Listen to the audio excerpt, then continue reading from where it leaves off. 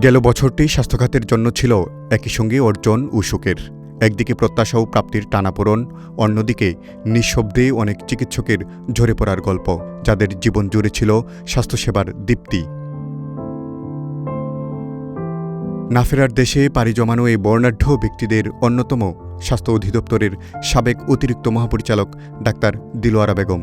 গত 2 ডিসেম্বর ঢাকার একটি বেসরকারি হাসপাতালে চিকিৎসাধীন অবস্থায় শেষ নিঃশ্বাস ত্যাগ করেন তিনি। 83 বছরের কর্মমুখর জীবনের দীর্ঘ সময় স্বাস্থ্যখাতে গুরুত্বপূর্ণ দায়িত্ব পালন করেছেন। শেষ বিদায়ের সময় তিনি রেখে গেছেন 2 কন্যা সন্তান ও অসংখ্য গুণগ্রাহী। বিসিপিএসের 2 বারের সাবেক সভাপতি অধ্যাপক ডাক্তার এস.এ. আশরাফ গেল বছর তার দুনিয়ার সফর শেষ করেন।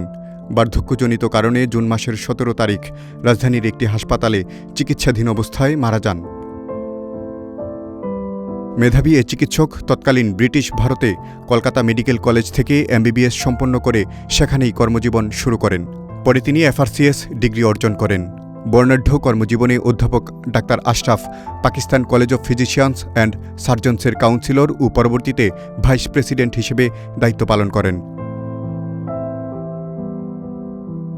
গত 14 নভেম্বর রাতে রাজধানীর একটি হাসপাতালে চিকিৎসাধীন অবস্থায় শেষ নিঃশ্বাস ত্যাগ করেন খ্যাতিমান কিডনি রোগ বিশেষজ্ঞ অধ্যাপক ডাক্তার মতিউর রহমান। 90 বছর বয়সে প্রাণপ্রদীপ হারানো এই গুণী অধ্যাপক জীবদ্দশায় বিভিন্নভাবে পথ দেখিয়েছেন স্বাস্থ্যখাতকে। নাটোরের নাজিরপুরের এই কৃতি সন্তান বিস্তীর্ণ কর্মজীবনে তৎকালীন পিজি হাসপাতালের নেফ্রোলজি বিভাগের প্রথম প্রধান ছিলেন। তিনি বাংলাদেশ কিডনি ফাউন্ডেশন প্রতিষ্ঠায় গুরুত্বপূর্ণ ভূমিকা এবং দেশে প্রথম কিডনি প্রতিস্থাপনে সরাসরি যুক্ত ছিলেন।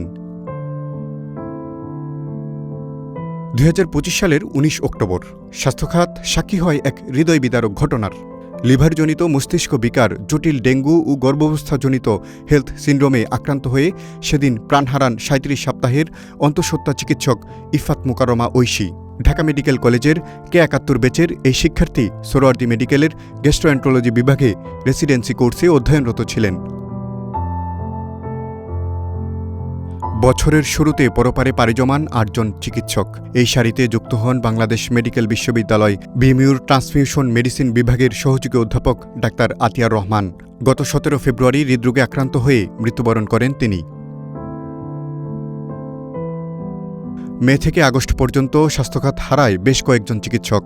এই বিদায়ের মিছিলে ছিলেন প্রখ্যাত মেডিসিন বিশেষজ্ঞ সিলেট এম উসমানী মেডিকেল কলেজের সাবেক অধ্যক্ষ অধ্যাপক ডাক্তার এম এনায়েতুল্লাহ। তুখুর মেধাবী এই চিকিৎসকের মেডিসিনের উপর একটি টেক্সট বুকও রয়েছে, যা 90 দশকের কিছু আগে প্রকাশিত হয়। গত বছরের শেষ দিকে না ফেরার দেশে পাড়ি জমান আরও কয়েকজন চিকিৎসক। তাদের মধ্যে অন্যতম কুমিল্লা মেডিকেল কলেজের সাবেক অধ্যক্ষ অধ্যাপক ডাক্তার মহসিনুজ্জামান চৌধুরী।